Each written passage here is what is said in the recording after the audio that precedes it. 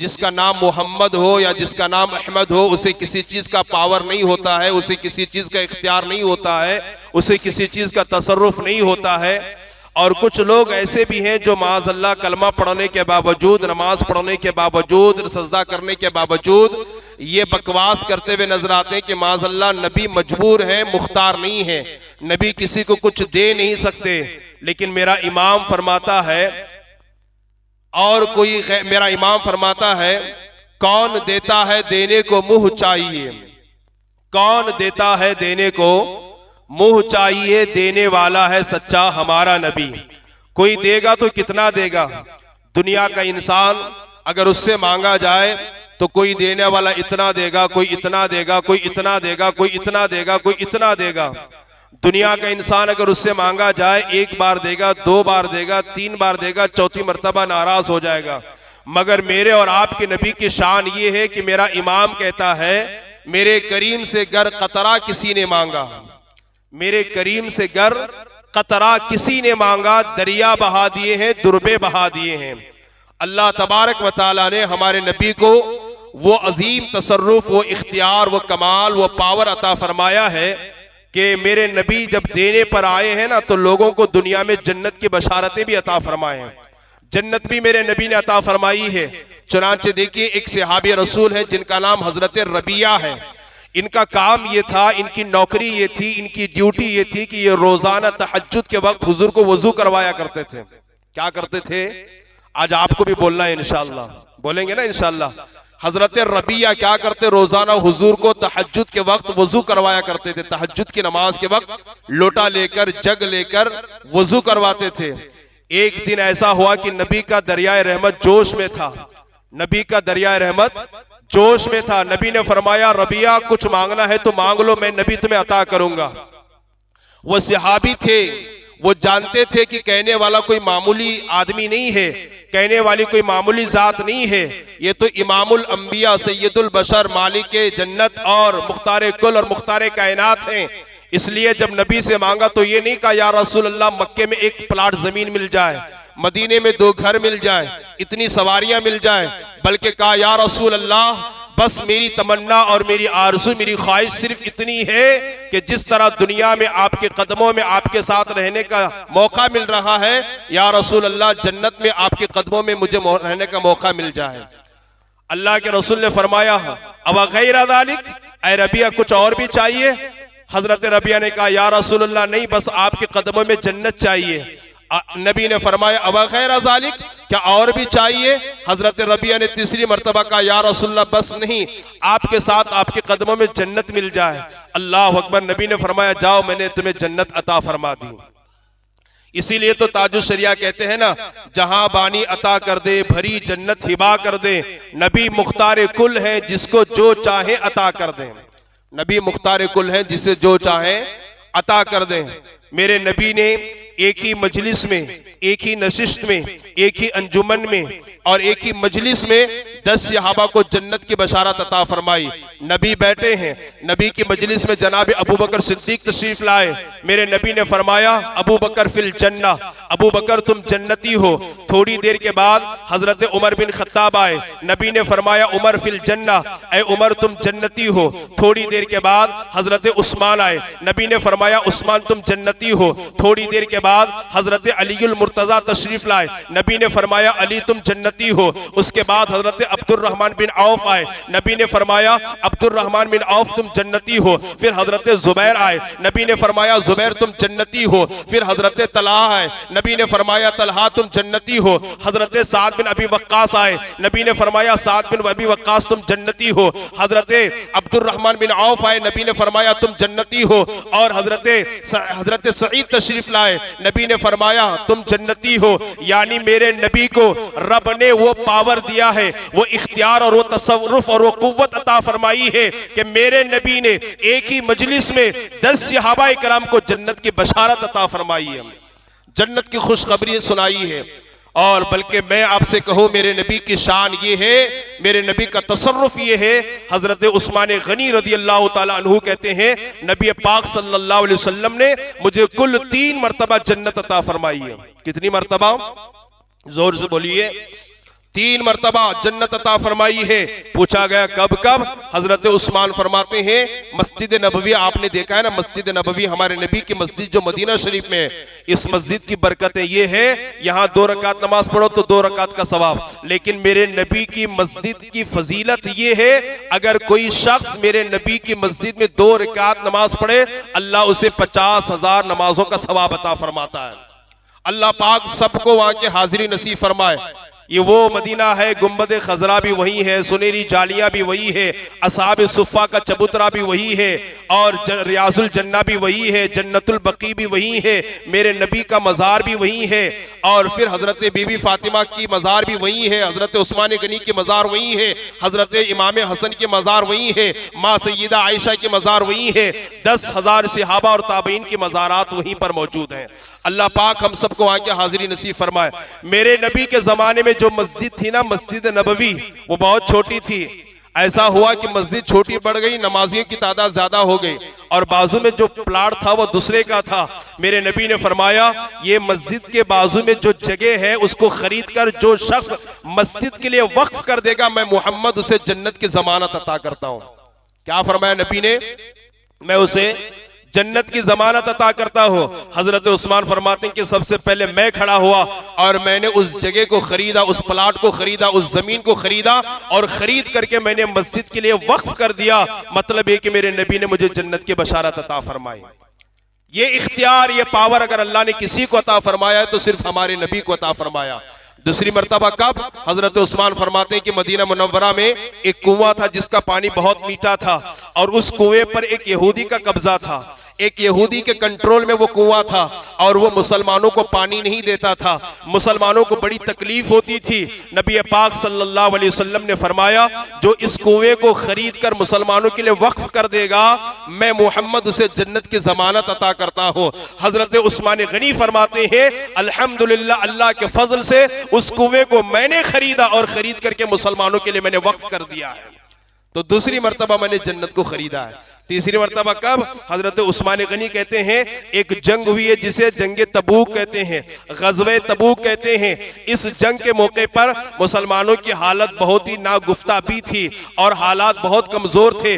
गरीबी का आलम था, तलवार भी नहीं है, तीर भी नहीं है, जंगजू हाथी और सवारियां और खाने पीने का सामान कुछ नहीं था। नबी ने ऐलान फरमाया तमाम सहाबा को जमा फरमा कर जो अपनी दौलत को राय खुदा में खर्च करेगा और हमारी मदद करेगा, हम उसे जन्नत की खुशखबरी और बशारत अता करते हैं। हजरत उस्मान गनी खड़े हुए, कहा या रसूलल्लाह मेरी तरफ से 1,000 रुपए। फिर दूसरी मर्तबा खड़े हुए, कहा या रसूलल्लाह मेरी तरफ से 2,000 रुपए। और फिर तीसरी मर्तबा खड़े हुए, कहा या रसूलल्लाह मेरी तरफ से 3,000 रुपए। और फिर खड़े हुए, कहा या रसूलल्लाह इस जंग में जाने के लिए मेरी तरफ से 1,000 सवारियां मौजूद है। दूसरी बार खड़े हुए, कहा या रसूलल्लाह 2,000 सवारियां मौजूद है।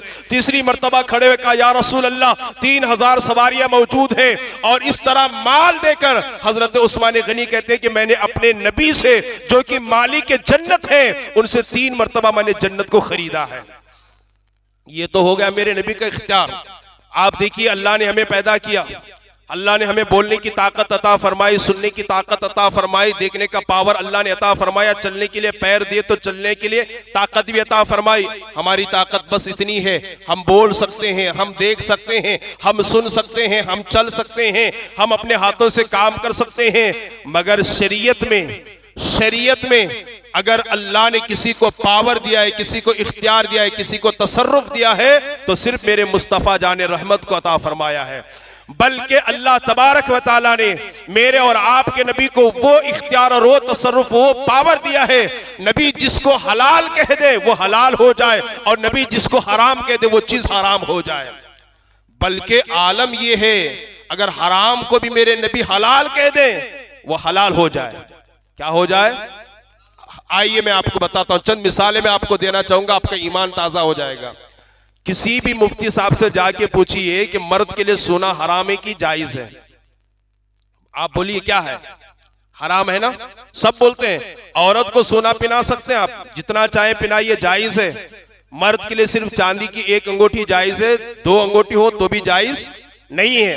मर्द के लिए सोना बिल्कुल हराम। मर्द सोने की अंगूठी इस्तेमाल नहीं कर सकता, सोने की घड़ी इस्तेमाल नहीं कर सकता, सोने की चैन इस्तेमाल नहीं कर सकता।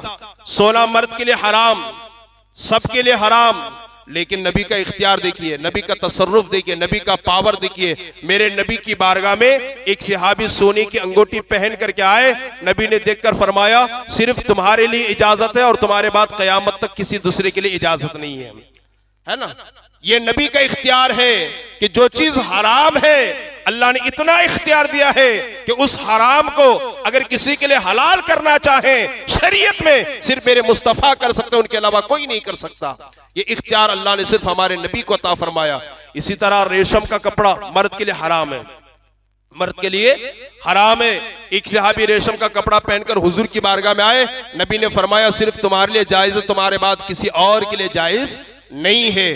पता क्या चला, अल्लाह तबारक व तआला ने हमारे नबी को शरीयत में वो पावर दिया है, वो इख्तियार दिया है कि अगर वो हलाल कह दे तो हलाल हो जाए और हराम कह दे तो हराम हो जाए। आइए चंद और मिसालें मैं आपके समातों के हवाले करूं। कैसा तसर्रुफ, कैसा पावर, कैसा इख्तियार और कैसी ताकत और कैसी कुव्वत अल्लाह पाक ने हमारे और आपके नबी को अता फरमाया है। अल्लाह अकबर कबीरा।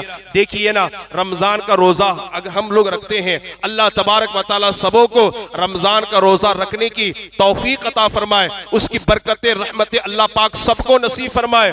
देखिए, सुबह में हम सहरी करते हैं, मगरिब में रज़ान से पहले जब वक्त होता है इफ्तारी करते हैं, उससे पहले रोजा तोड़ने की इजाजत नहीं है। अगर कोई शख्स जानबूझ करके दोपहर में असर में रोजा तोड़ देता है तो फिर उसे कफ्फारा देना पड़ेगा। क्या देना पड़ेगा? कफ्फारा। कफ्फारा का मतलब समझते हैं, बदला देना पड़ेगा उसका। अब कफ्फारा क्या देंगे? बोलिए बोलिए बोलिए। माशाअल्लाह। अगर कोई शख्स एक रोजा तोड़ता है उसके लिए ये कि वो कफ्फारा अदा करे, या तो वो 60 गुलामों को आजाद करे। गुलाम पहले के दौर में होते थे, आज के दौर में वो सिस्टम खत्म हो गया, अब तो हम वो आजाद नहीं कर सकते।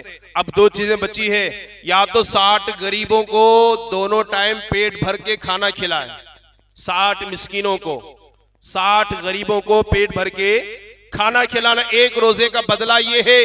अगर एक रोजा जानबूझ करके तोड़ दिया तो उसका बदला, उसका कफ्फारा ये है कि 60 रोजे रखना पड़ेंगे और वो भी पे दर पे रखना होगा, यानी एक के बाद एक, एक के बाद एक, एक के बाद एक। आपने 59 रोजे रख लिया और एक रोजा बच्चा, भाई चलो परसों रख देता हूं, और बीच में गैप कर दिया, वो सब रोजे कैंसिल, फिर शुरू से रखना पड़ेगा। 60 रोजे रखना पड़ेगा, उसका कफ्फारा है। नहीं रख सकते 60 रोजे तो क्या करना होगा? 60 गरीबों को पेट भर खाना खिलाना होगा। दो चीजें हैं, या तो 60 रोजे रखो एक, या तो 60 गरीबों को पेट भर के खाना खिलाओ, दो।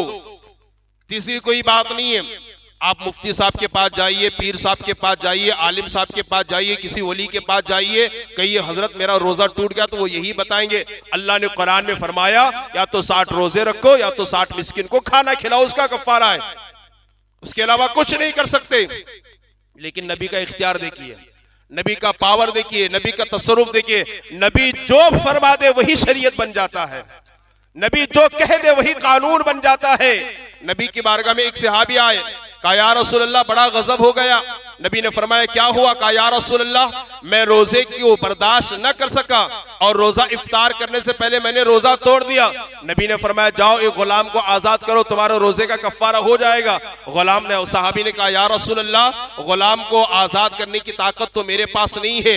नबी ने फरमाया जाओ 60 मिस्किन को खाना खिलाओ पेट भर के। अल्लाह अकबर कबीरा। उस सहाबी ने कहा या रसूलल्लाह मुझे 60 मिस्किनों को खाना खिलाने की ताकत मेरे पास नहीं है, इतना माल, इतनी दौलत, इतने पैसे तो मेरे पास नहीं है कि मैं 60 मिस्किनों को पेट भर के खाना खिला सकूं। नबी ने फरमाया, तो फिर कुरान में अल्लाह फरमाता है 60 गरीबों को 60 रोजे रखो पैदर पे। कहा या रसूल अल्लाह जब एक रोजा नहीं रख सका, बर्दाश्त ना हो सका तो रोजा तोड़ दिया, 60 रोजे कैसे रख सकता हो? अल्लाह अकबर कबीरा। उस सहाबी ने कहा या रसूल अल्लाह ना गुलाम को आजाद करने की ताकत है, ना 60 गरीबों को खाना खिलाने की ताकत है, ना 60 रोजे रखने की ताकत है। अब अगर कोई दुनिया दुनिया का आलिम होता, कोई मुफ्ती साहब होते, कोई पीर साहब होते, तो यही कहते भाई कुरान में रब ने तो इतना फरमाया है, हम इसके अलावा कुछ नहीं कर सकते, या तो तुम्हें गरीब को खाना खिलाना होगा, या तो कपड़ा पहनाना होगा, या तो गुलाम को आजाद करना होगा, इससे बढ़कर हम अपनी तरफ से शरीयत नहीं बयान कर सकते। लेकिन चूंकि हमारे नबी को हमारे रब ने मजबूर नहीं बल्कि मुख्तार बना करके भेजा है, नबी ने फरमाया अच्छा तुम गुलाम नहीं आजाद कर सकते? कहा नहीं कर सकता। कहा 60 मिस्किन को खाना नहीं खिला सकते? कहा नहीं खिला सकता। कहा 60 रोजे नहीं रख सकते? कहा या रसूल अल्लाह नहीं रख सकता। नबी ने फरमाया बैठो यहीं पर थोड़ी देर के लिए। थोड़ी देर गुजरी थी, एक सहाबी खजूरों की एक टोकरी लेकर के हुजूर की बारगाह में आए और तोहफतन हदियतन वो खजूर की टोकरी हुजूर की बारगाह में पेश किया। नबी पाक ने वो खजूर की टोकरी को कबूल फरमाया और लेकर के उस सहाबी से फरमाया ये लो खजूर की टोकरी है, खजूर की बुट्टी है, इसे ले जाओ मदीने के गरीबों में तकसीम करो, तुम्हारा कफ्फारा अदा हो जाएगा, तुम्हारा कफ्फारा अदा हो जाएगा। उस सहाबी ने कहा या रसूल अल्लाह पूरे मदीने में मुझसे ज्यादा गरीब कोई नहीं है। नबी ने फरमाया अगर अच्छा ऐसी बात है, कहा जाओ इस खजूर को तुम खुद खा लो, अपने घर वालों को खिला दो, तुम्हारे रोजे का कफ्फारा अदा हो जाएगा। आप जरा सोचिए, ये तसर्रुफ, ये इख्तियार अगर शरीयत में अल्लाह ने किसी को अता फरमाया है तो सिर्फ हमारे नबी को अता फरमाया है, हमारे आका सल्लल्लाहु अलैहि वसल्लम को अता फरमाया है। और सुनिए हदीस पाक में आपको सुनाता हूँ, अल्लाह तबारक व तआला ने हमारे नबी को कैसा तसर्रुफ अता फरमाया है। हम हर साल आपके सामने ऐलान करते हैं, कुर्बानी के दिनों में अगर गाय ज़बा कर रहे हो तो उसकी उम्र इतनी होनी चाहिए, ऊँट ज़बा कर रहे हो तो उसकी उम्र इतनी होनी चाहिए, बकरा या बकरी ज़बा कर रहे हो तो उसकी उम्र इतनी होनी चाहिए। अब बताइए, आपको याद होनी चाहिए कुर्बानी करने के लिए एक बकरी की उम्र कितनी होनी चाहिए? बोलिए। 1 साल होनी चाहिए। 1 साल मुकम्मल होने में, कंप्लीट होने में अगर 1 दिन भी बाकी है तो उसकी कुर्बानी जायज नहीं है। और कुर्बानी कब करना है? नमाज से पहले कि नमाज के बाद? नमाज के बाद। अल्लाह के रसूल सल्लल्लाहु अलैहि वसल्लम ईद के दिन मिंबर पर खड़े होकर के खुतबा इरशाद फरमाते हैं और फरमाते हैं कि कुर्बानी नमाज के बाद है, और नमाज से पहले जिसने जानवर ज़बा किया वो कुर्बानी नहीं है, सिर्फ खाने का गोश्त है। इसलिए तमामी लोग नमाज के बाद कुर्बानी करें। एक साहबी ने अर्ज किया या रसूल अल्लाह मैंने तो नमाज से पहले ही कुर्बानी कर दी है। अल्लाह के रसूल सल्लल्लाहु अलैहि वसल्लम ने फरमाया वो तुम्हारी कुर्बानी ना हुई, वो तो सिर्फ खाने का गोश्त है। अब नमाज के बाद दूसरा बकरा, दूसरा जानवर कुर्बान करो।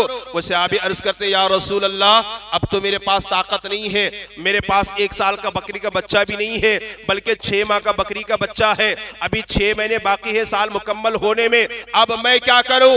नबी का इख्तियार देखिए, नबी ने फरमाया अगर तुम्हारे पास 1 साल का बकरी का बच्चा नहीं है तो उसी 6 महीने के बकरी के बच्चे को ज़बा करो, और ये सिर्फ तुम्हारे लिए जायज है, तुम्हारे बाद किसी और के लिए जायज नहीं है। ये तसर्रुफ, ये इख्तियार अगर अल्लाह ने किसी को अता फरमाया तो सिर्फ हमारे नबी को अता फरमाया। बोलिए किसको अता फरमाया है? जोर से बोलिए। नबी सल्लल्लाहु अलैहि वसल्लम को। अच्छा, हमारी जमात के पास, मस्तान सोफा की जमात के पास एक गैर मुस्लिम आया, कहा है जमात वालों आप मस्तान शाह बाबा के दामन में रहते हैं, उनकी बारगाह में रहते हैं, मैं कलमा पढ़ के मुसलमान होना चाहता हूं। क्या होना चाहता हूं?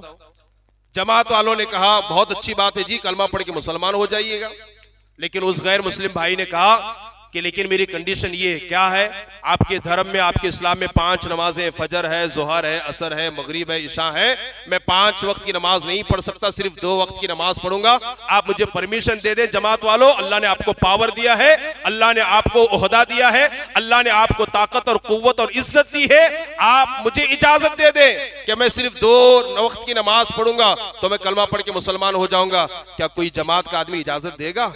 कहेगा भाई ये मसला तो हमारे हल नहीं होगा हमसे, आप जाइए हमारे इमाम साहब के पास। इमाम साहब के पास आए वो गैर मुस्लिम भाई, उन्होंने कहा कि मैं कलमा पढ़ के मुसलमान हो जाऊंगा, लेकिन शर्त ये कि सिर्फ 2 वक्त की नमाज पढ़ूंगा, 5 वक्त की नमाज नहीं पढ़ सकूंगा।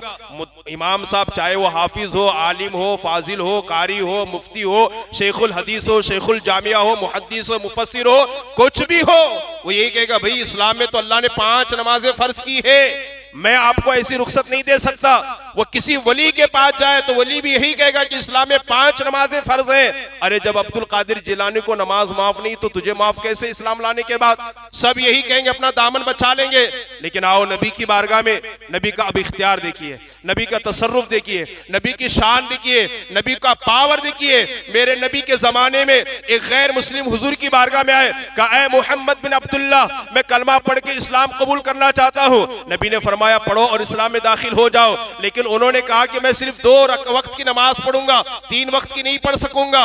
मेरे आका सल्लल्लाहु अलैहि वसल्लम ने ये नहीं फरमाया अरे मैं क्या कर सकता हूं, मैं तो मजबूर हूं, नहीं नहीं, बल्कि मेरे नबी को अल्लाह ने वो इख्तियार, वो तसर्रुफ अता फरमाया था कि वो जो फरमा दे वही हक है, वही शरीयत है, वही इस्लाम और दीन है। नबी ने फरमाया हाँ हाँ ठीक है, तुम 2 ही वक्त की नमाज पढ़ना, लेकिन कलमा पढ़ के मुसलमान तो हो जाओ। अल्लाह अकबर। इस शर्त पर वो कलमा पढ़ के इस्लाम में दाखिल हो गए। लेकिन रवायात और वाकयात बताते हैं कि जब उनको नमाज का लुत्फ मिला, जिंदगी में कभी 2 रकात नहीं बल्कि हमेशा 5 वक्त की नमाज पढ़ते रहे। 2 वक्त की नहीं, हमेशा 5 वक्त की वो नमाज पढ़ते रहे। इसलिए कि मेरी नबी की निगाह नबूवत देख रही थी, ये कह तो रहा है 2 वक्त की पढ़ूंगा, लेकिन जब सजदों का लुत्फ मिलेगा, जब क़याम के मजे मिलेंगे, जब रुकू और सजदे की बरकतें नसीब होगी, नमाज का लुत्फ मिलेगा, ये 5 भी इनके लिए कम पड़ जाएगी। जिंदगी भर 5 ही पढ़ते रहे, कभी 2 नहीं पढ़ा उन्होंने। ये नबी का इख्तियार है, ये नबी का तसर्रुफ है। ये तसर्रुफ और ये इख्तियार अगर अल्लाह ने किसी को अता फरमाया है तो सिर्फ अल्लाह ने हमारे नबी को अता फरमाया है। शरीयत के अंदर अल्लाह ने किसी को अगर पावर दिया तो हमारे नबी को दिया है। और सुनिए, अगर किसी का शौहर इंतकाल कर जाए, है ना, यहाँ बड़ी माजरत के साथ हमारे लोगों को ये नहीं मालूम कि तलाक याफ्ता औरत की इद्दत क्या है, वफात याफ्ता औरत की इद्दत क्या है। यानी अगर किसी का शौहर किसी अपनी बीवी को तलाक दे दे तो उसकी बीवी कितने दिन इद्दत में रहेगी, सोग मनाएगी, इद्दत गुजारेगी। अब किसी भी पूछो 40 महीने 4 महीने 10 दिन बोल देते फटक से। हालांकि इसमें बहुत तफसील है, इससे पहले भी हमने बताया था। तलाक की बात छोड़िए, वफात याफ्ता औरत की इद्दत क्या है, यानी जिसका शौहर मर गया, इंतकाल कर गया, उसकी औरत कितने दिन इद्दत गुजारेगी? बोलिए। देखिए 2 सूरतें, जिसका शौहर इंतकाल कर गया है उसकी औरत या तो हामिला होगी या तो नहीं होगी, ठीक है, उम्मीद से होगी या तो नहीं होगी। तो अगर वो उम्मीद से है, हमल से है, जिसका शौहर इंतकाल कर गया है, उसकी इद्दत वज़े हमल है। वज़े हमल का मतलब होता है शौहर का इंतकाल हुआ, दूसरे दिन बच्चे की विलादत हुई, इसकी इद्दत खत्म। अब उन्हें बाजार भी जा सकती है, काम भी जा सकती है, कहीं भी जा सकती है, जो पाबंदियां थी सब खत्म, बनाओ सिंगार भी कर सकती है, सो करने की अब उसको इजाजत नहीं है। शौहर का इंतकाल होगा, 15 दिन के बाद, 10 दिन के बाद, 1 महीने के बाद, 2 महीने के बाद, 8 महीने के बाद, 9 महीने के बाद बच्चे की विलादत हो गई। यानी जब बच्चे की विलादत हुई इद्दत खत्म, इद्दत उसकी खत्म। इसको कुरान में रब ने बयान फरमाया ये इद्दत है। और अगर वो उम्मीद से नहीं है, हमल से नहीं है और उसके शौहर का इंतकाल हो गया, अब उसकी इद्दत क्या है? पूरे 4 महीने 10 दिन। कितने? बोलिए। यहाँ लोग बोलते थे 40 दिन कर को बाहर निकल सकते हैं, गलत है वो। शरीयत में आप मुदाखलत कर रहे हैं, शरीयत में आप उंगली कर रहे हैं और मनमानी अपनी तरफ से उसको बयान कर रहे हैं, बहुत बड़ा गुनाह है ये। 40 दिन नहीं है, 4 महीने 10 दिन है। यानी 4 महीने 10 दिन वो बेवा औरत इद्दत में गुजारेगी, बनाव सिंगार नहीं करेगी, सोग करेगी और उसको सजने की, संवरने की इजाजत नहीं है। घर से जरूरत शरइया के बगैर बाहर निकलने की इजाजत उससे नहीं है। 4 महीने 10 दिन। कोई इस कानून को बदल नहीं सकता, ये कानून रब ने बयान किया है, कुरान में बयान किया है। अगर किसी के शौहर का इंतकाल हो जाए तो 4 महीने 10 दिन वो घर में गुजारेगी। ठीक, आप किसी मुफ्ती के पास जाइए, किसी वली के पास जाइए, किसी पीरे कामिल के पास जाइए, वो भी यही कहेंगे 4 महीने 10 दिन। कहने हजरत मजबूरी है, कुछ उसको कम कर दीजिए। नहीं, कोई कम नहीं कर सकता, कुरान में है। लेकिन नबी का इख्तियार देखिए, नबी का पावर देखिए, नबी का तसर्रुफ देखिए। हजरत अस्मा के शौहर एक जंग में शहीद हो गए। क्या हो गए? शहीद हो गए। हजरत अस्मा के शौहर वो एक जंग में शहीद हो गए। वो नबी की बारगाह में आए, या रसूल अल्लाह मेरे शौहर तो शहीद हो गए। मेरे नबी ने फरमाया 4 महीने 10 दिन इद्दत है, लेकिन मैं मोहम्मद कहता हूं कि तुम 3 दिन इद्दत गुजार करके घर से बाहर निकल सकती हो। 3 दिन तुम इद्दत गुजार करके बनाओ सिंगार कर सकती हो। सिर्फ 3 दिन शौक मनाओ, उसके बाद आजाद हो जाओ। ये इख्तियार अगर अल्लाह ने शरीयत में किसी को दिया है तो मदीने वाले आका को अल्लाह ने अता फरमाया है। देखिए, और अच्छा बड़ी मजे की बात यह है ना, सहाबा ने एतराज नहीं किया, या रसूल अल्लाह, अल्लाह तो कुरान में 4 महीने 10 दिन कह रहा और आप 3 दिन की इजाजत दे रहे हैं, क्यों?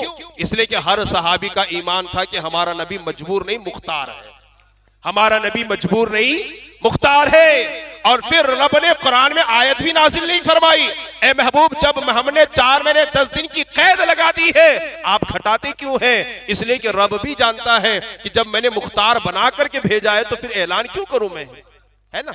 ये मेरे नबी की शान है, ये मेरे नबी का पावर है, ये मेरे नबी का इख्तियार है, ये मेरे नबी का तसर्रुफ है। ऐसे सैकड़ों वाकयात हैं। अल्लाह तबारक व तआला ने हमारे नबी को बेपना तसर्रुफ और इख्तियार अता फरमाया है। तभी तो 14वीं सदी का मुजद्दिद पुकार करके कहता है, वाह क्या जूदो करम है शहे बतहा तेरा, नहीं सुनता ही नहीं मांगने वाला तेरा। अरे मैं तो मालिक ही कहूंगा कि हो मालिक के हबीब, यानी महबूब मुहिब में नहीं मेरा तेरा। और फिर फरमाते हैं, कौन देता है देने को मुंह चाहिए, देने वाला है सच्चा हमारा नबी। और फरमाते हैं, मेरे करीम से गर कतरा किसी ने मांगा, दरिया बहा दिए हैं, दुर्बे बहा दिए हैं। और सरकार ताजुश शरिया फरमाते हैं, जहां बानी अता कर दे, भरी जन्नत हिबा कर दे। अरे नबी मुख्तारे कुल है, जिसे जो चाहे अता कर दे, जिसे जो चाहे अता कर दे। हम जिसे जो चाहे नहीं अता कर सकते, नहीं अता कर सकते, लेकिन नबी जिसे जो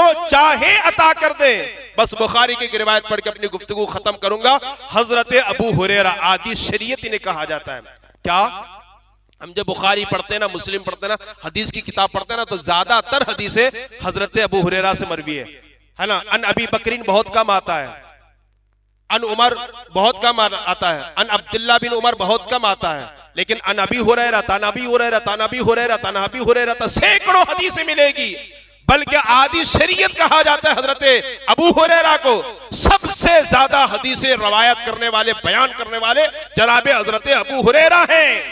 अल्लाह अकबर कबीरा, अल्लाह अकबर कबीरा। ये नबी की बारगाह में आए, आकर के अर्ज किया, या रसूल अल्लाह, मेरा वक्त आपके साथ ज्यादा गुजरता है, मैं आपसे हदीसें बहुत सुना करता हूँ, लेकिन या रसूल अल्लाह मेरा दिमाग कमजोर है, जहन कमजोर है, मैं भूल जाया करता हूँ। आप ही कुछ नजरे करम फरमा दे। अगर आज के किसी डॉक्टर के पास, कोई हकीम के पास, किसी तबीब के पास कम जहन आदमी चला जाए, वो जड़ी बूटी बताता हुआ नजर आएगा, या ये कहता हुआ नजर आएगा, फुला चीज खा लो तुम्हारा दिमाग ताजा हो जाएगा, या फुला चीज पी लो तुम्हारा दिमाग मजबूत हो जाएगा। किसी पीर के पास जाइए, आलिम के पास जाइए, वो कोई तावीज देता हुआ नजर आएगा, कोई वजीफा बताता हुआ नजर आएगा, लेकिन कुर्बान जाइए मेरे नबी की अजमतों पर, मेरे नबी के तसर्रुफ और इख्तियार पर। जब बारगाह मुस्तफा सल्लल्लाहु अलैहि वसल्लम में हजरत अबू हुरैरा तशरीफ लाए और कहा, या रसूल अल्लाह, मैं आपसे हदीसें तो बहुत सुना करता हूँ, लेकिन मेरा जहन कमजोर है, दिमाग कमजोर है, भूल जाया करता हूँ, आप ही नजरे करम फरमा दे। मेरे नबी ने ये नहीं फरमाया,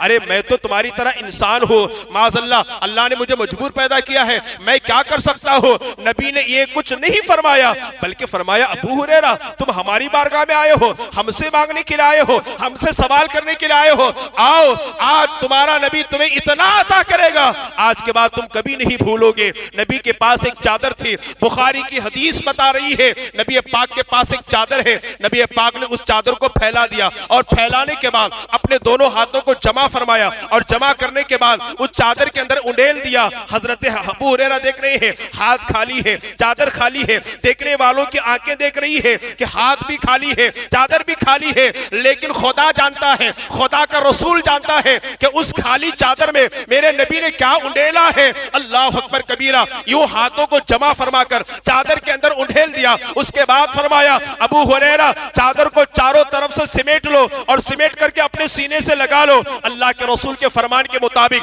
जनाब अबू हुरैरा ने चादर को चारों तरफ से सिमेट लिया। सिमेटने के बाद अपने सीने से लगा लिया। बुखारी की हदीस बता रही है, जनाब अबू हुरैरा का बयान है, अरे जैसी चादर मैंने अपने सीने से लगा लिया, लगाना क्या था, जितनी हदीसें भूला था सारी की सारी हदीसें याद हो गई। अरे हद तो यह है कि ज़ेरो ज़बर भी नहीं भूला। ये मेरे नबी का इख्तियार नहीं है तो और क्या है, ये नबी का तसर्रुफ नहीं है तो और क्या है। अल्लाह अकबर कबीरा, ये नबी का। इसलिए हजरत अबू हुरैरा से, बल्कि सहाबा हदीस बयान करने में, आज हम भी बोलते हैं ना हदीस में आया, हदीस में आया, व्हाट्सएप में देख ले हदीस में आया है, फेसबुक में देख ले हदीस में आया है। अरे मौला अली का कौल है, न मालूम मौला अली का कौल है भी कि नहीं है, न मालूम रसूलुल्लाह का फरमान है भी कि नहीं है। हम आज फर हदीस बयान करते हैं। शेखुल हदीस नहीं बयान करता उतनी हदीसें जितने मोहल्ले वाले हदीसें बयान करते हैं। एक 10-20 साल पढ़ाने वाला उतनी हदीस नहीं बयान करता जितने ये तरकारी बेचने वाले, पान बेचने वाले, कारोबार करने वाले और बिजनेस करने वाले हदीसें बयान करते हैं। अरे मौलाना हदीस में कहां देखा जी? आपने कहा व्हाट्सएप में हमने देखा था। अल्लाह अकबर कबीरा, मैंने किसी को भेजा, उसने किसी को भेजा, उसने किसी को भेजा। हालांकि हदीस बयान करने में बहुत एहतियात करनी चाहिए, बहुत एहतियात करनी चाहिए। मेरे नबी ने फरमाया, मन कज़िब अलैहि मुतअम्मिदन फलयतबव्वअ मक़अदहु मिनन नार औ कमा क़ाल। जिसने मेरी तरफ झूठ बांधा, जिसने मेरी तरफ झूठ बांधा, वो अपना ठिकाना जहन्नम में बना ले। हजरत अबू हुरैरा, हमें हजरत अबू बकर सिद्दीक जो तमाम सहाबा में सबसे बड़े सहाबी हैं, बल्कि इस उम्मत के सबसे बड़े मुहद्दिस का नाम जनाब अबू बकर सिद्दीक है।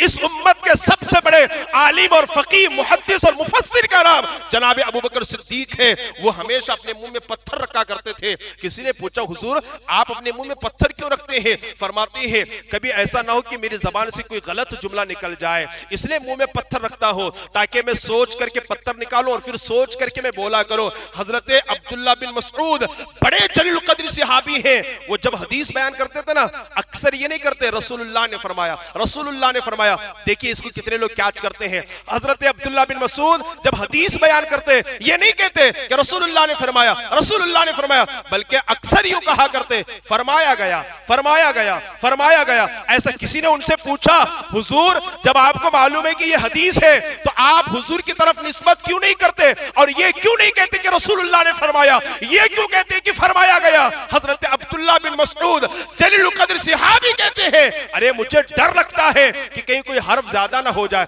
कहीं कोई हर्फ कम ना हो जाए। अगर हर्फ कम करके बयान किया तब भी झूठ की निस्बत, अगर हर्फ को ज्यादा करके हदीस में बयान किया तब भी हुजूर की तरफ झूठ की निस्बत। चूंकि एक हर्फ को ज्यादा करके नबी ने बयान नहीं किया है और मैं बयान कर रहा हूं, कहीं झूठी निस्बत ना हो जाए, इसलिए मैं हदीस यूं बयान करता हूं। जब वो सहाबा होकर इतना एहतियात करें, इतना एहतियात करें, इतना एहतियात करें, हमें और आपको हदीस बयान करने में कितना एहतियात करनी चाहिए। लेकिन जनाब अबू हुरैरा कहते हैं, जब उनसे पूछा, अबू हुरैरा और लोग तो हदीस बयान करने में एहतियात करते हैं, बहुत बचते हैं कि कहीं खता ना हो जाए, लेकिन तुम फर हदीस क्यों बयान करते हो? इतनी हदीसें तुम्हारी है। जनाब अबू हुरैरा कहते हैं, अरे मेरे नबी ने हाथों को जमा करके मेरे दिल को संवार दिया है, खजाना दे दिया है और नबी ने गारंटी दे दी है कि मुझसे गलती नहीं हो सकती, इसलिए मैं आंखें बंद करके नबी की हदीसों को फर बयान कर दिया करता हूं। मैं हदीसें बयान करता हूं। ये नबी का इख्तियार नहीं तो और क्या है, ये नबी का तसर्रुफ नहीं है तो और क्या है। मेरे नबी को बस रब ने वो इख्तियार दिया है कि वो अगर किसी को हलाल कह दे वो हलाल बन जाए और किसी को हराम कह दे तो वो चीज हराम हो जाए। और भी बहुत सारी हदीसें, मिसालें मौजूद हैं। जुम्मा का दिन है, नबी खुतबा दे रहे हैं, तमाम सहाबा बैठे हैं, कहत साली, मदीने में कहीं साल बारिश नहीं हुई। एक आराबी खड़े हो गए, एक देहाती सहाबी खड़े हो गए, कहा या रसूल अल्लाह, हमारे जानवर मर रहे हैं, खेतियां सूख रही है, बच्चे बिलख रहे हैं, बारिश का नामो निशान नहीं है। रसूलुल्लाह सल्लल्लाहु अलैहि वसल्लम ने मिंबर पर खड़े खड़े होकर बादलों को हुक्म दिया और बिल्कुल जो आसमान बिल्कुल साफ था मदीने में, बस थोड़ी देर में बादल छा गया और झमाझम बारिश होने लगी। मुझे बताइए, नबी का इख्तियार नहीं तो और क्या है? हफ्ते भर तक बारिश होती रही। दूसरा जुम्मा आया, नबी फिर मिंबर पर खड़े हो गए, वो आराबी, वो देहाती सहाबी फिर खड़े हो गए और कहा या रसूल अल्लाह, हमारे घर बारिश की वजह से गिर रहे हैं, कमर तक पानी आ चुका है, फसलें खराब हो रही है। अल्लाह अकबर, आप दुआ कर दें कि बारिश थम जाए, बारिश रुक जाए। नबी ने उनका कलाम सुनकर के मुस्कुराया, तबस्सुम फरमाया। मुस्कुराना नबी की सुन्नत है। नबी ने मुस्कुराया और यूं इशारा करके बादलों से फरमाया कि हट जाओ मदीने से और अलग जाकर के बरसना। हजरत अनस का बयान है, नबी जैसे जैसे इशारा कर रहे थे बादल वैसे वैसे हटते चले जा रहे थे, बादल हटते जा रहे थे। मुझे बताइए, ये मेरे नबी का इख्तियार नहीं तो और क्या है? ये तसर्रुफ नहीं है तो और क्या है? ये इख्तियार अगर अल्लाह ने किसी को दिया है तो सिर्फ मेरे नबी को दिया है। आज हमारी उंगली से एक लाइट भी नहीं जलती है, एक पंखा भी नहीं चलता है, मगर नबी का इख्तियार देके उंगली का इशारा कर दे तो चांद के टुकड़े हो जाए। नबी का इख्तियार देखिए, इशारा फरमा दे तो डूबा हुआ सूरज पलट आ जाए। नबी का इख्तियार देखिए, वो चाहे तो अबू जहल की बंद मुट्ठियों में कंकरियां उनका कलमा पढ़ती हुए नजर आए। नबी का इख्तियार और तसर्रुफ देखिए, अल्लाह अकबर। नबी अगर किसी खाने में अपना लुआब दहन डाल दे तो एक इतने से खाने में 15,000 या 1500 सहाबाए कराम शिकम शेर होकर खाते हुए नजर आए। नबी का इख्तियार है, नबी का तसर्रुफ है, जो अल्लाह तबारक व तआला ने सिर्फ हमारे नबी को अता फरमाया है। लेकिन मुसलमानों, आपने सुभान अल्लाह तो कहा, माशाअल्लाह, अल्लाह आपको इसकी बरकतें अता फरमाए। जब इतना अजीमुशान पैगंबर अल्लाह ने हमें अता फरमाया है, जब इतना अजीमुशान रसूल अल्लाह ने हमें अता फरमाया है, मुझे जरा बताइए, वो मालिक जन्नत भी है, वो इमामुल अंबिया भी है, वो खातमुल अंबिया भी है, वो सैयदुल बशर भी है, वो जाने बशर भी है, वो शाहकार तखलीक वाजिबुल वजूद भी है। लेकिन आज हमारा किरदार क्या है, हमारा कैरेक्टर क्या है, हमारी तहजीब क्या है, हमारा तमद्दुन क्या है, हमारा आइन क्या है, हमारा निज़ाम क्या है, हमारा कानून क्या है, हमारी जिंदगी के लम्हात कैसे हैं। अल्लाह अकबर कबीरा। हमने अपने नबी को कितना नाराज किया है। नमाजें छोड़ करके भी हमने नाराज किया, दाढ़ियां निकाल करके गटरों में फेंक करके हमने अपने नबी को नाराज किया, माँ बाप को धक्के दे करके हमने अपने माँ बाप को नाराज, अपने नबी को नाराज किया। 3-3 घंटा टीवी देखकर, गानों का इस्तेमाल करके, शराब की बोतलें उछाल कर और ताश के पत्ते खेलकर जिना के अड्डों को और गुनाह के अड्डों को, बेहयाई के अड्डों को आबाद करके हमने अपने नबी को नाराज किया। अब तो अलमिया ये है, मिलाद मुस्तफ़ा के नाम पर नबी को नाराज किया जा रहा है, जुलूस मिलाद मुस्तफ़ा के नाम पर नबी को नाराज किया जा रहा है। खैर, जुलूस मिलाद मुस्तफ़ा आया और चला भी गया, लेकिन जो मैंने सुना है, अल्हम्दुलिल्लाह, हमारे मस्तान सोफे के बागयूर सुन्नी मुसलमानों ने यहाँ जमा होकर नबी की महफिलें सजाई है, नबी की बातें सुनाई है, नबी की नातें सुनाई है। मैं मदीनतुल मुनव्वरा से ऑनलाइन देख रहा था कि यहाँ नबी की बातें हो रही है, नबी की बातें नातें भी हो रही है। बड़ा दिल खुशगवार था, दिल से दुआ निकल रही थी, अल्लाह सबको मदीने की हाजिरी नसीब फरमा। लेकिन दूसरे दिन असर में जब मुझे इत्तला मिली कि अल्लाह अकबर, पूरे शहर हुबली वालों के साथ साथ हमारे मोहल्ले से भी डीजे निकाले गए हैं, सुनकर बड़ी तकलीफ हुई, बड़ा गम हुआ। कुछ अल्फाज जबान से निकलना चाह रहे थे। अजमेर नगर के मुतवल्ली कारी अब्दुल कादिर साहब ने मुझे रोका, हजरत ये मुकद्दस जमीन है। हमारे साथ जो अहबाब थे उन्होंने मुझे रोका, हुजूर ये मुकद्दस जमीन है, आप गुंबद खजरा के साये में खड़े हैं, खुदारा कोई ऐसा जुमला ना निकाले कि उनकी दुनिया बर्बाद हो जाए, आखिरत बर्बाद हो जाए। उनके हक में आप हिदायत की दुआ फरमाए। अल्लाह अकबर, हमने उनके लिए भी हिदायत की दुआ की है। अल्लाह अल्लाह, अफसोस इस बात पर नहीं है, नौजवानों ने डीजे ला करके नबी के नाम को और नबी के नाम से मनसूब जुलूस को बदनाम करने की कोशिश की है। अलमिया ये है, और भी तकलीफ उस वक्त हुई कि जब बड़े बड़े हाजी साहब कहलाने वाले और बड़े बड़े जिम्मेदार कहलवाने वालों ने पैसा दे करके उनका ताउन किया है।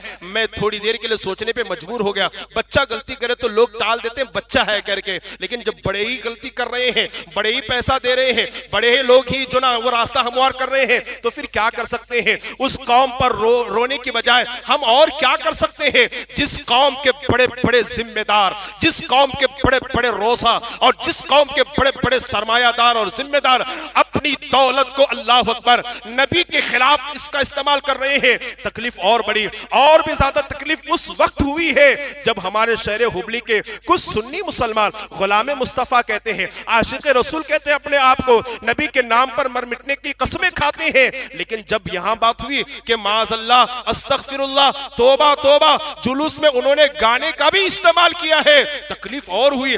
और भी ज्यादा तकलीफ उस वक्त हुई जब हुई गुलामाने मुस्तफा ने, नबी का जुलूस निकालने वालों ने, अल्लाह अकबर, जुलूस में डीजे लाकर गणपति का गाना लगाया था। मुझे बताइए, हम दुनिया को क्या मैसेज देना चाहते हैं, दुनिया को क्या पैगाम देना चाहते हैं, हम दुनिया को क्या सबक पढ़ाना चाहते हैं। अल्लाह अकबर कबीरा। आप जानते हैं जब आपने डीजे ला करके इस्तेमाल किया होगा, नबी की रूह कितनी तड़पी होगी, नबी कितने नाराज हुए होंगे, नबी कितने गमगीन हुए होंगे। अल्लाह अकबर कबीरा। जब इतना अजीम शान पैगंबर हमारे पास है, अरे वो मालिक जन्नत है, जिसे चाहे जन्नत में भेजे और जिसे चाहे जन्नत से रोक दे। आप क्या समझते हो ये सब कुछ करने के बाद भी जन्नत आपका इंतजार कर रही है? खुदारा खुदारा, अगर आप ऐसा सोचते हैं, ये आपकी सोच गलत है, ये आपकी फिक्र गलत है। खुदारा ऐसा नहीं है। अगर जन्नत में जाना इतना आसान होता, इमाम हुसैन 6 माह के दूध पीते बच्चे को शहीद शहीद ना करते।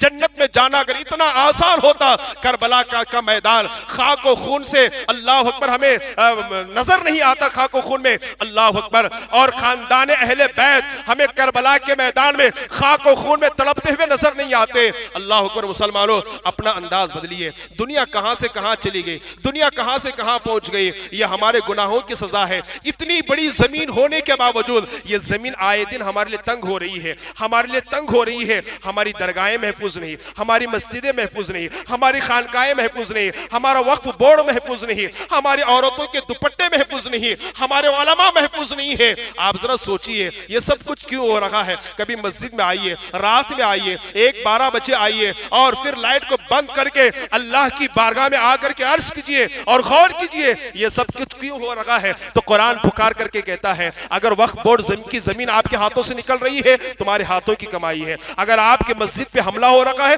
तुम्हारे हाथों की कमाई है। कुरान कहता है अगर आपके दरगाहों पे हमला हो रहा है तो ये आपके हाथों की कमाई है। आपके मदरसे महफूज नहीं है, आपके हाथों की कमाई है। आप हर जगह पीटे और मारे जा रहे हो तो आपके हाथों की कमाई है। अल्लाह अकबर कबीरा। ये जो कुछ तकलीफें पहुंच रही है हमारे अय्याशियों का नतीजा है, हमारे गुनाहों का नतीजा है, हमारी बेहयाइयों का नतीजा है। जिन जिन लोगों ने पैसे का इस्तेमाल किया है। और एक बात मैं कहना चाहूंगा, किसी को अच्छा लगे तो कोई बात नहीं, बुरा लगे तो कोई बात नहीं, लोग फक्र के साथ देते हैं। पैसे डीजे में चाहिए, अल्लाह अकबर, और फिर बहाना ये बताते हैं नहीं जी हमें तो मालूम ही नहीं था कि डीजे के लिए पैसा मांगा जा रहा है। ये उज्र है जो तुम्हारा हमारे पास चलेगा, मोहल्ले वालों के पास चलेगा। अल्लाह उसके रसूल की बारगाह में आपका ये उज्र बिल्कुल नहीं सुना जाएगा कि ये डीजे के लिए मांग रहे थे या खाने के लिए मांग रहे थे या दावत के लिए या बेवाओं की मदद के लिए मांग रहे थे। ये तो सिर्फ ये बहाने दुनिया में चल सकते हैं, अल्लाह उसके रसूल की बारगाह में नहीं चल सकते। अगर किसी ने पसीना टपका कर मेहनत और मजदूरी करके अमीर बना है और फिर पैसा कमाया है, उससे पूछो वो कितना देता है। लोग जो 2 नंबर का धंधा करके अल्लाह उसके रसूल के कानून की खिलाफ वर्जी करके बड्डी और सूद का इस्तेमाल करके अपनी बैंकों तिजोरी को भर करके अपने जेबों को भर करके और फिर सीना ठोक करके कहते हैं मेरी तरफ से इतना ले लो, इतना ले लो, इतना ले लो। अरे उसको क्या पैसों की अहमियत है जो हराम खोरी की बुनियाद पर कमाता है, रिश्वत की बुनियाद पर कमाता है। पैसों की अहमियत क्या है उससे पूछो, जिसने अपनी नींद कुर्बान की हो, जिसने अपना पसीना टपकाया हो। अरे वो तो सिर्फ अपने बच्चों पर खर्च करने को तैयार नहीं होता है और यहाँ नबी को नाराज करने के लिए, सिर्फ दुनिया को दिखाने के लिए हजारों रुपए दे रहा है। अल्लाह अकबर कबीरा। ये तुम्हारी नबी से मोहब्बत नहीं है, ये तुम्हारी नबी से। हाँ ये लोग कहते हैं नहीं जो नबी की मोहब्बत में नाच रहे हैं। क्या नबी की मोहब्बत में शराब पीने की इजाजत हो सकती है? नबी की मोहब्बत में नमाज छोड़ने की इजाजत हो सकती है? नबी की मोहब्बत में कोई चोरी करेगा तो कह सकता है नहीं जी मैं तो नबी की मोहब्बत में कर रहा हूं। ये सब सरासर जिहालत है और ये सब जो है ना अपनी मनमानी है और अपनी तबीयत पर अमल करना है, शरीयत पर अमल नहीं करना है।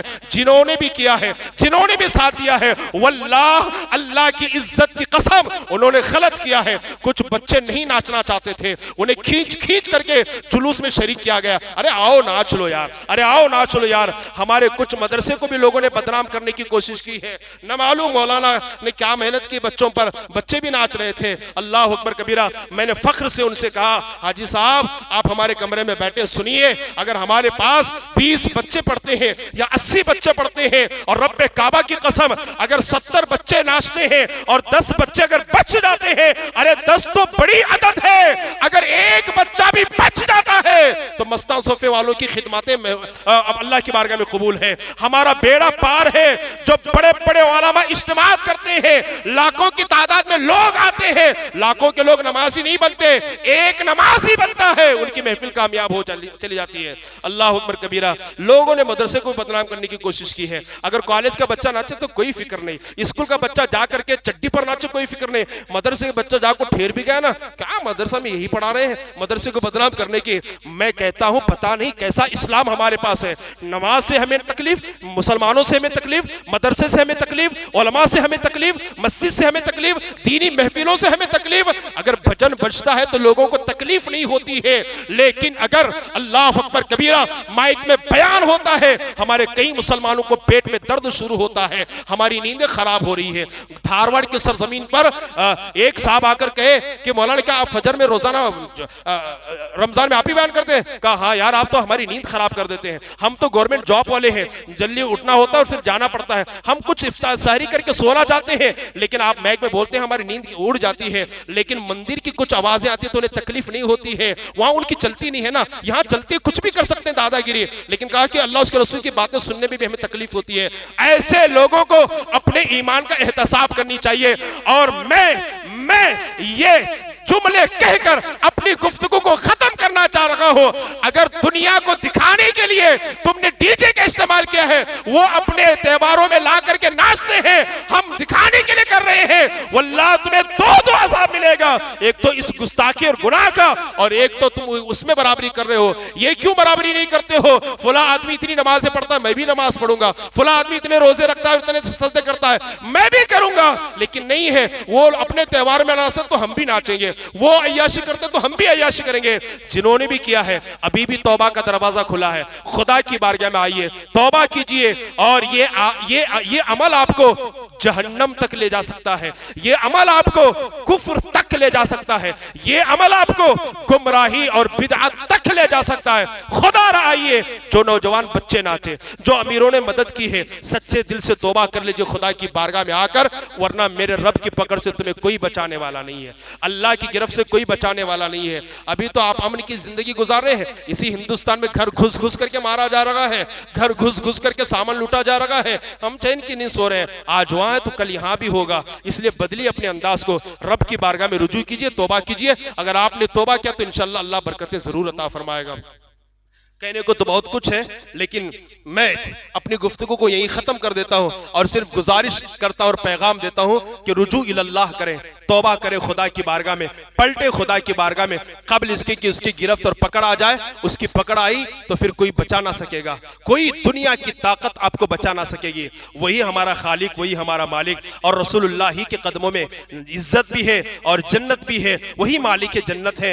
अगर क़यामत के दिन नबी ने रोक दिया, जा तूने मेरी विलादत का जश्न अलग तरीके से बनाया था, काफिरों के नक्शे कदम और शैतानों के नक्शे कदम पर चल करके तूने बनाया था। देखिए हमारे उलमा ने कहा ना, अगर कोई हमसे पूछे ना मिलाद मनाने पर तुम्हारे पास दलील क्या है, हम इतनी इतनी किताबों का हवाला देंगे। देखो मिलादे जुलूस निकालने पर ये दलील, ये दलील, ये दलील, लेकिन जिस तरीके से आपने जुलूस निकाला ना, उसके बारे में अगर हमसे कोई पूछे कोई दलील दो, कोई दलील हमारे पास नहीं है। ये शैतानों का है, ये गुनहगारों का है, ये बेहया लोगों का है। इसके बारे में कुरान और हदीस में हमारे पास कोई दलील नहीं है। जिस तरीके से हमने जुलूस निकाला है, जुलूस का अंदाज तो ये होनी चाहिए, दुरूद शरीफ पढ़ते जाएं, नात पढ़ते जाएं, बावजू जाएं, नबी की बातें सुने और नमाज से नमाज पढ़ें। ये कौन सा जुलूस और हमारा और आपका है कि नमाजें छूट रही, दूसरों को तकलीफ पहुंच रही है और फिर दुनिया को एक गलत और अलग मैसेज जा रहा है। खुदारा इससे तौबा और रुजू करें, और अगर नहीं किए ना, मैं कुरान और हदीस की रोशनी में कह रहा हूं, जिल्लत की मौत मरेंगे मरने से पहले। आप देखोगे जिन जिन लोगों ने ये तमाशा मचाया ना, आप देखोगे इस चीज को, कोई मेरी गर्दन मार दे, कोई छोरा मार दे, मुझे उससे कोई खौफ और डर नहीं है। मरना एक दिन मरना है ही है। अगर हक बात बोल करके मर जाए तो इससे अच्छी मौत क्या हो सकती है। हक बात लोग बोलते हैं मौलाना तुम्हें बयान कर रहे होते हमको डर लगता है, तुम्हें बोल रहे होते मैक में हमको डर लग रहा होता है ना। क्या डरना जी, किस बात का डर है ना? किसके बाप का हम खाते हैं या किसके टुकड़ों पे हम पलते हैं, है ना? जब रसूलुल्लाह के टुकड़े पे पलते हैं तो किसका और डर क्यों हो सकता है? हाँ, कोई किसी के बाप का नहीं खिलाता, मेरा रब मेरे नबी को देता है और हमारा नबी हम सब में तकसीम करता है।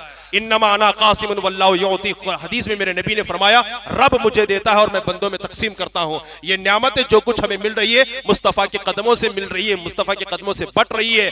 कोई क्या कर सकता है जी ज्यादा से ज्यादा, है ना? किसी का अल्हम्दुलिल्लाह कोई डर नहीं है। और जब मरना ही है बिस्तर पर तड़प तड़प करके मरने से बेहतर ये है हक बोलो और हक के नाम पर मर जाओ, है ना? इससे बेहतर मौत और क्या हो सकती है? हमें अल्लाह वल्लाह किसी का डर नहीं है, ना किसी जमात का, ना किसी अमीर का, ना किसी गरीब का, ना किसी काले का, ना किसी गोरे का, ना किसी गुंडे का, ना किसी नौजवान का। सच ये है, अगर आपने तौबा नहीं किया अल्लाह आपको इबरत का निशान बनाएगा, अल्लाह आपको इबरत का निशान बनाएगा। अगर आपने रुजू नहीं किया, रब्बे काबा की कसम, मस्जिद में बैठकर गुलाम रब्बानी कहता है, सुनिए हमने जबान से दुआ की है लेकिन दिल ने क्या कहा वो अल्लाह बेहतर जानता है। आप जिल्लत की मौत मरोगे, ये बहुत बड़ा, इससे पूरी दुनिया में मैसेज गया है, पूरी दुनिया में पैगाम गया है। लाखों लाख रुपए आपने अय्याशी में खर्च किया है नबी के नाम पर, जुलूस के नाम पर। आपने लोगों को खून के आंसू रुलाया है नबी के नाम पर और नबी के जुलूस के नाम पर।